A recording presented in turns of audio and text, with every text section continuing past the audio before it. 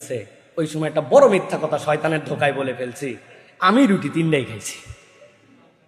হযরত ঈসা আলাইহিস সালাম বলছেন, এটা তোমাকে দিয়ে দিলাম আর আমার পক্ষটাও তোমাকে দিয়ে দিলাম, কোনো মৃত্যুকের সাথে আমি চলি না, 3টাই তোমার, যাও তুমি আমার সাথে বিচ্ছেদ হয়ে যাও। ঈসা আলাইহিস সালাম দিয়া উনি পের হয়ে চলে গেছেন। এই রাস্তা দিয়ে এক ডাকাত দল ডাকাতি করে যাওয়ার সময় দেখছে যে সারা জীবন যা কামাই করছি, জিন্দেগিতে এত সোনা দেখি নাই। এর কাছে 3 জন, এগুলা কার? কয় আমার। কয় তোমার মানে? তুমি একাই এত সোনা দানা, কি অবস্থা?